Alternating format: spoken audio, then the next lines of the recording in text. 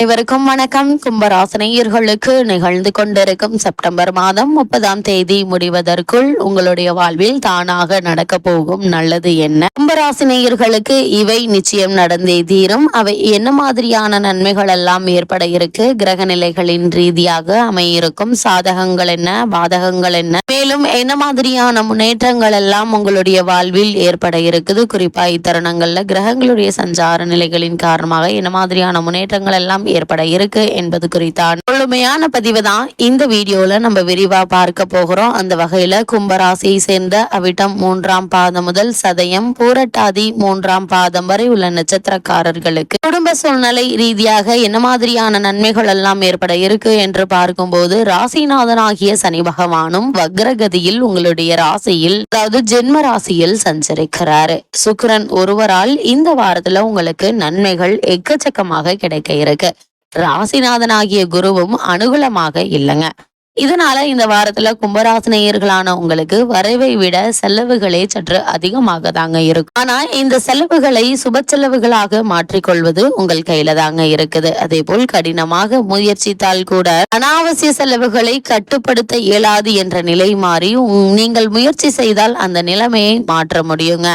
வருமானம் என்பது இந்த வாரங்கள்ல நல்லபடியாக இருப்பதால எந்த செலவு வந்தாலும் நீங்க சமாளிச்சிருவீங்க. இருந்தாலும் எதிர்காலத்திற்கென்று சேமித்து வைக்கக்கூடிய ஒரு முயற்சியை ஈடுபடும் போது அவை முடியாம போவதற்கான வாய்ப்புகள் அதிகம் இருக்கு. நெருங்கிய உறவினர்களிடையே கருத்து வேற்றுமையும் ஒற்றுமை குறைவும் ஏற்பட்டு மன நிம்மதியை பாதிக்குங்க. இது மாதிரியான நேரங்கள்ல பொறுமையாகவும் நிதானமாகவும் சூழ்நிலையை கையாள்வது மிக மிக அவசியங்க. அடிக்கடி ஏதாவது ஒரு உடல் உபாதை ஏற்பட்டு மருத்துவ சிகிச்சை ஏற்கக்கூடிய ஒரு சூழ்நிலை இருக்குதுங்க. மனதில் எதிர்காலத்தை பற்றிய கற்பனையான அச்சம் உருவாகும். குறிப்பா கணவன் மனைவியிடையே பரஸ்பர அந்யோன்யம் ஒற்றுமை நிலவும் என்பதால உங்களுக்கு உங்களுடைய வாழ்க்கை துணை உறுதுணையா இருப்பாங்க. அந்த உறுதுணையே உங்களுக்கு பல முன்னேற்றத்தை ஏற்படுத்தி கொடுக்க இருக்கு. இந்த வாரத்துல திருமண சம்பந்தமான முயற்சிகளை நீங்கள் மேற்கொள்பவர்களாக இருந்தீங்க அப்படின்னா ஒரு சில தடங்கல்கள் தாமதங்களுக்கு பிறகு நிச்சயமாக ஒரு நல்ல வரன் அமையுங்க. அமைந்தாலும் கூட வரனை பற்றி தீர விசாரித்து ஆராய்ந்து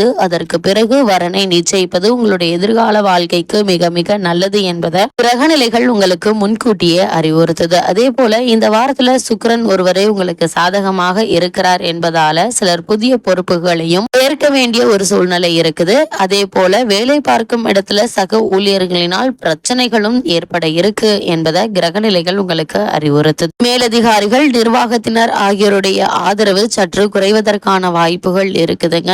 இவை எல்லாம் இந்த வாரத்தில் ஏற்பட இருப்பதால எங்கே எப்பொழுது எப்படி நடந்துக்கணும் என்பதை நீங்கள் முடிவெடுத்து நடந்து கொள்வது இந்த வாரத்தை பொறுத்த வரைக்கும் நல்லதுங்க. அதே போல இந்த காலகட்டங்கள்ல உங்களுக்கு பொறுமை மிக மிக அவசியம் என்பதையும் கிரகநிலைகள் உங்களுக்கு அறிவுறுத்துது. கும்பராசினியர்களை பொறுத்த வரைக்கும் இந்த வாரம் கிரகநிலைகளின் ரீதியாக கூறப்படும் பரிகாரம் என்ன என்று பார்க்கும்போது, வாரம் சனிக்கிழமை சனி பகவானுக்கு எள்ளெண்ணெய் தீபம் ஏற்றி வழிபடுவது எண்ணற்ற நன்மைகளை உங்களுடைய வாழ்வில் ஏற்படுத்தும்.